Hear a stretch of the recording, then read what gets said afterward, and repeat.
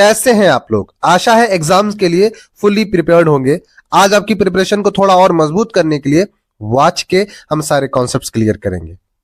चलो पढ़ लेते हैं क्या होता है वाच्य। वाच का अर्थ होता है बोलने का विषय, और इसकी परिभाषा हम कुछ ऐसे लिख सकते हैं, क्रिया के जिस रूप से यह ज्ञात हो कि उसके द्वारा किए गए विधान का विषय कर्ता है, कर्म है या भाव है, उसे वाच्य कहते हैं।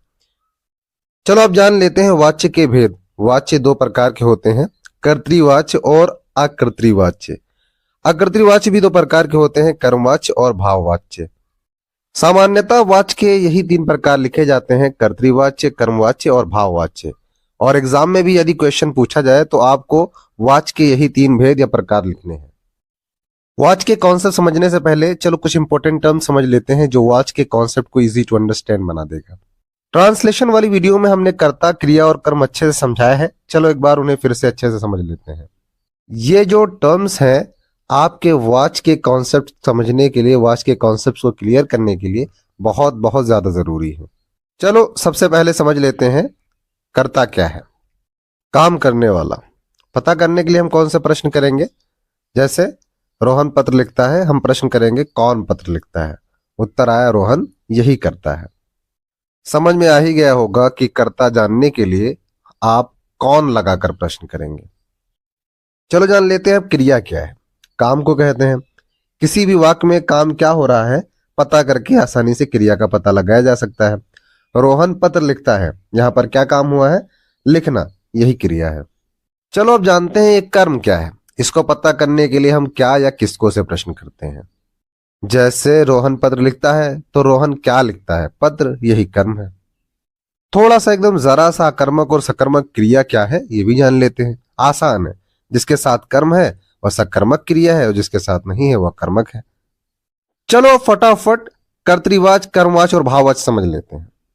जिस वाक्य में से, द्वारा या के द्वारा कारक चिन्ह का प्रयोग बिल्कुल बिल्कुल भी ना हुआ हो वह कर्तृवाच्य होता है। जैसे राम किताब पढ़ता है, इसमें न से है, न द्वारा है, न के द्वारा है। सीता ने जल पिया, इसमें भी से या के द्वारा नहीं है, तो यह कर्तृवाच्य है। हम 80-90% बात जो करते हैं वह कर्तृवाच्य में करते हैं। कहीं कहीं पर कर्तृवाच्य में कारक चिन्ह ने लगा होता है, जैसा कि हमने दूसरा वाक्य सीता ने जल पिया लिखा था। इसमें सकर्मक और अकर्मक दोनों प्रकार की क्रियाओं का प्रयोग होता है। कोई भी वाक्य जिसमें से, द्वारा आदि ना हो वह कर्तृवाच्य होता है। उम्मीद है कर्तृवाच्य आपको अच्छे से समझ आ गया होगा। चलो अब कर्मवाच्य समझ लेते हैं। जैसा कि नाम से ही पता चल रहा है, ऐसे वाक्य जिसमें से, द्वारा या के द्वारा कारक चिन्ह लगा हो और साथ ही साथ कर्म भी हो वह कर्मवाच्य होता है। जैसे नितिन से पुस्तक पढ़ी जाती है। नितिन से क्या पढ़ी जाती है? उत्तर मिलेगा पुस्तक, यानी यहां पर कर्म है इसलिए यहां पर कर्मवाच्य है। खिलाड़ियों द्वारा साइकिल चलाई जाती है, यहां पर द्वारा भी है और खिलाड़ियों द्वारा क्या चलाई जाती है? उत्तर मिलता है साइकिल, यानी कर्म भी है, इसलिए यहां पर भी कर्मवाच्य है। कर्मवाच्य में कहीं कहीं पर सजीव कर्ता का लोप होता है या निर्जीव कर्ता होता है। चलो एक आध ऐसे वाक्य भी देख लेते हैं। जैसे वायुयान उड़ रहा है। अब वायुयान अपने आप तो उड़ेगा नहीं, कोई इसको उड़ाने वाला होगा, इसलिए यहां पर जाहिर है कि यहां पर जो सजीव कर्ता है उसका लोप हुआ है, इसलिए यहां पर भी कर्मवाच्य है। चलो अब भाववाच्य समझ लेते हैं। इसमें कारक चिन्ह से लगा होता है, कर्म नहीं होता, और अधिकतर वाक्य इसमें निषेधात्मक होते हैं, यानी उसमें नहीं लगा होता है। जैसे एग्जाम्पल ले लेते हैं, सपना से तैरा नहीं जाता। या एक और एग्जाम्पल ले लेते हैं, बच्चों से घूमा जा रहा है।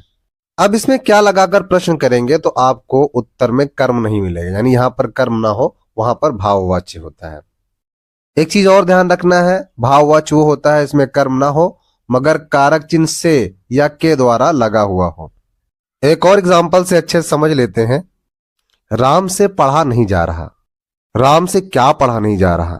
यहां पर हमें क्या का उत्तर नहीं मिलता, इसलिए यहां पर भाववाच्य है। अगर यह वाक्य कुछ इस तरह से होता, राम से पुस्तक नहीं पढ़ा जा रहा, और आप क्या से प्रश्न करते, राम से क्या नहीं पढ़ा जा रहा, तो उत्तर मिलता पुस्तक, जो कर्म होता, और इस तरह से यह वाक्य कर्मवाच्य हो जाता। कर्मवाच्य और भाववाच्य दोनों में कारक चिन्ह से, द्वारा या के द्वारा होता है। दोनों में अंतर बस कर्म का होता है। उम्मीद है वाच्य आपको अच्छे समझ में आ गया होगा। अब आपके स्वर्णिम भविष्य की कामना करते हुए हम यहीं पर अपनी कक्षा को विराम देते हैं। जय हिंद, जय भारत।